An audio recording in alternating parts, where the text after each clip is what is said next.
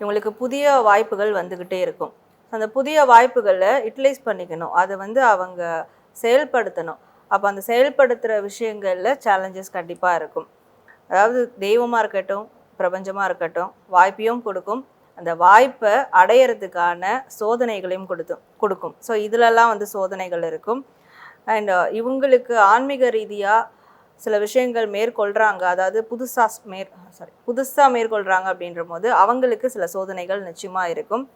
இவங்க வந்து ஒரு குழந்தைக்கு அப்பா அம்மாவாக இருக்கிறாங்க, அதாவது ஒரு டீனேஜ் பசங்களுக்கு அப்பா அம்மா இருக்கிறாங்கன்னா இவங்களுக்கு இன்னும் அதிகமான சேலஞ்சஸ் உருவாகும் அப்படின்னு சொல்லலாம். ஸோ இவங்களுக்கு இந்த வருடம் எந்தவித விஷயங்களை திருப்புமுனை இருக்கும் அப்படின்னு பார்க்கும்போது 4 வகையிலும் நான் பணம் சம்பாதிக்கணும் அப்படின்னு நினைக்கிறாங்கன்னா அவங்களுக்கு ஒரு மிகப்பெரிய டேர்னிங் பாயிண்ட்டாக இருக்கும். சில பேருக்கு என்னாலலாம் அதெல்லாம் சமாளிக்க முடியுமான்னு இருப்பாங்க, ஆனால் உன்னால் சமாளிக்க முடியும் அப்படின்ற மாதிரி ஒரு டேர்னிங் பாயிண்ட் பாசிட்டிவாக வந்து அமையும். நிறைய பேர் வந்து 2 விதமான விஷயங்களில் ஜகுல் ஆகிட்டு இருப்பாங்க சமீப காலமாக, இல்லை வருடங்களாக 2 வருடங்களாக கூட சொல்லலாம். ஸோ அப்படி ஜகுல் ஆகின்ற விஷயத்தில் ஒரு தீர்வு வந்து கிடைக்கும். அது ஒரு மிகப்பெரிய டேர்னிங் பாயிண்ட்டாக அவங்களுக்கு வந்து அமையும். அந்த டேர்னிங் பாயிண்டில் தான் அந்த தீர்வே அவங்களுக்கு வந்து கிடைக்கும். ஏதாவது ஒரு சைடு தான் நிற்கணும் அப்படின்னு சொல்லிட்டு.